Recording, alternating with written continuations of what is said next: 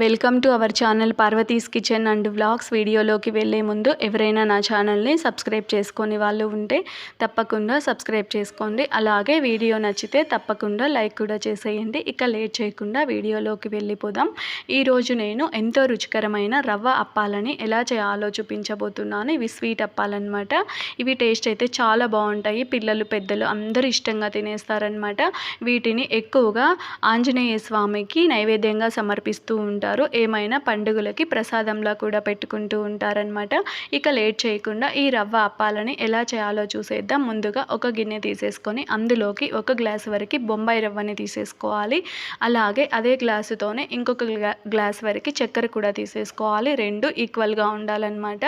బొంబాయి రవ్వ 1 గ్లాసు, అలాగే చక్కెర 1 గ్లాస్ అనమాట. 2 1 గ్లాసు, 1 గ్లాస్ అది 1 గ్లాస్ ఇది తీసేసుకోండి, సరిపోతుంది. తర్వాత ఈ రెండింటిని ఒకసారి బాగా కలుపుకొని పెట్టేసుకోవాలి. 2 కలిసేలా. బొంబాయి రవ్వ వేయించాల్సిన అవసరం లేదనమాట. పచ్చి రవ్వనే తీసేసుకుంటే సరిపోతుంది. కలిపి పక్కకు పెట్టేసుకోండి. తర్వాత ప్రాసెస్ చూసేద్దాం. దానికోసం స్టవ్ వెలిగించి ఒక మందమైన కడాయి తీసేసుకొని 1 గ్లాస్ వరకు నీళ్లు తీసేసుకోవాలి. మనం ఏ గ్లాస్తో అయితే రవ్వ చక్కెర తీసుకున్నామో అదే గ్లాస్తో వాటర్ కూడా తీసేసుకోవాలి. ఈక్వల్గా ఉండాలన్నమాట. అది రవ్వ 1 గ్లాసు, చక్కెర 1 గ్లాసు, వాటర్ 1 గ్లాస్ అనమాట. వాటర్ మరిగిన తర్వాత ఒక స్పూన్ వరకు నెయ్యి కూడా వేసేసుకుంటున్నాను. ఒకవేళ నెయ్యి ఫ్లేవర్ ఇష్టపడని వాళ్ళు కొంచెం ఆయిల్ అయినా వేసేసుకోవచ్చు. నెయ్యి అయితే బాగుంటుంది. అలాగే ప్రసాదంలా చేసేటప్పుడు కూడా నెయ్యి వేసుకొని చేసుకోండి, బాగుంటుంది.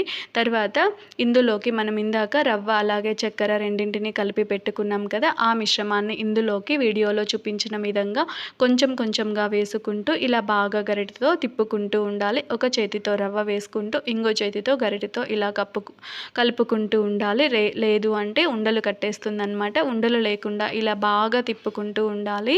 ఇది కొంచెం బాగా గట్టి పడాలన్నమాట. తర్వాత ఇందులోకి ఇలాచీ పౌడర్ కూడా వేసేసుకోవాలి. యాలకుల పొడి, కొంచెము యాలకుల పొడి ఫ్లేవరు బాగుంటుందన్నమాట. వేసుకున్న తర్వాత ఈ యాలకుల పొడి ఆ మిశ్రమానికి అంతా పట్టేలా ఒకసారి బాగా కలుపుకోండి. కలిపేసుకున్నాక ఇలా గరిటెతోనే తిప్పుతూ ఉండాలి. లేదు అంటే అడుగు పట్టేస్తుంది. సిమ్లో పెట్టేసి ఇలా బాగా గరిటెతో తిప్పుకోండి. ఇది కొంచెం గట్టి పడాలన్నమాట. గట్టిగా అయ్యే వరకు ఇలానే తిప్పుతూ ఉండాలి.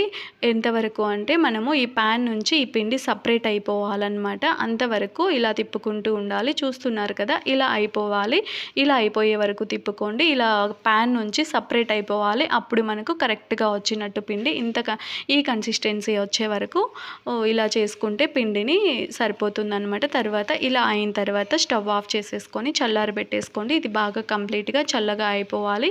ఇక్కడ బాగా చల్లగా అయిపోయిన తర్వాత తీసేసుకుంటున్నాను. తర్వాత ఇందులోకి మనము నెయ్యి లేదు అంటే కొంచెం ఆయిల్ అయినా వేసేసుకోవచ్చు. కొంచెం నెయ్యి వేసేసుకోండి. నెయ్యి వేసుకున్న తర్వాత ఈ పిండిని బాగా మనము ఇలా చేతితో బాగా తీసేసుకోండి. గరిటెకు ఉండేది తీసేసి ఒకసారి ఈ పిండిని ఇలా బాగా చేతితో ఇలా ఒత్తుకొని పెట్టుకోవాలి. ఎందుకంటే మనము అప్పాలు చేసేటప్పుడు సాఫ్ట్గా వస్తాయన్నమాట.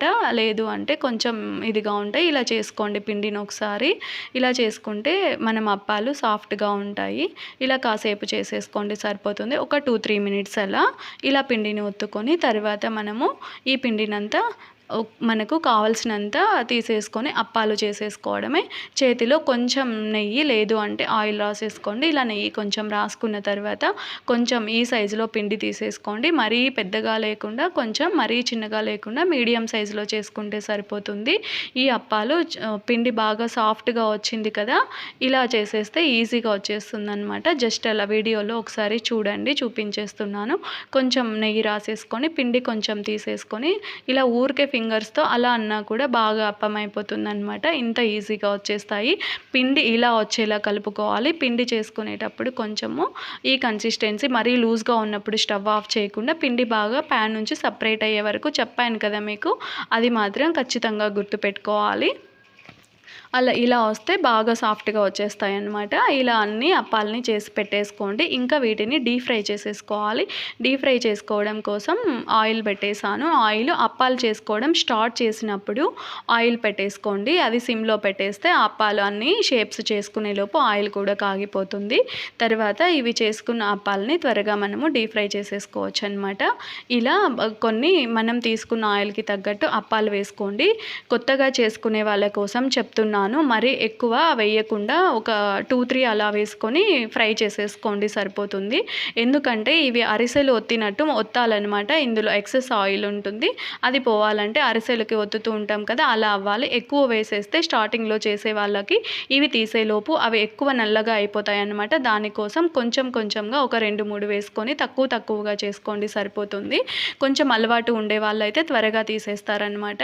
ఇలా బాగా రెండు వైపులా వేసిన వెంటనే మాత్రం అస్సలు కదపకూడదు వీటిని, ఎందుకంటే అవి విరిగిపోయే ఛాన్స్ ఉంటుంది. ఒక 2 మినిట్స్ అలా వదిలేసి తర్వాత ఇంకొక వైపుకి తిప్పుకొని కాల్చుకోవాలి. ఇలా చూస్తున్నారు కదా, ఇలా ఒత్తుకోవాలన్నమాట. ఎక్సెస్ ఆయిల్ని ఇలా తీసేసేయాలి. మీరు ఒకేసారి ఎక్కువ వేసుకుంటే ఇలా స్పీడ్గా తీయడం రాదు. అందుకోసమే మరీ చెప్పాను. కొత్తగా చేసే వాళ్ళ కోసం కొంచెంగా వేసుకొని ఇలా మెల్లగా చేసుకోవాలి. ఒత్తేటప్పుడు మాత్రం కొంచెం జాగ్రత్తగా ఒత్తుకోండి, లేదు అంటే గరిటెకు అంటుకుపోతుంది. చూసారు కదా, ఈ అప్పాలు చేయడం చాలా ఈజీ. కాకపోతే చేసేటప్పుడు కొంచెం జాగ్రత్తగా చేయాలి అంతే. చాలా ఈజీగా చేసేసుకోవచ్చు.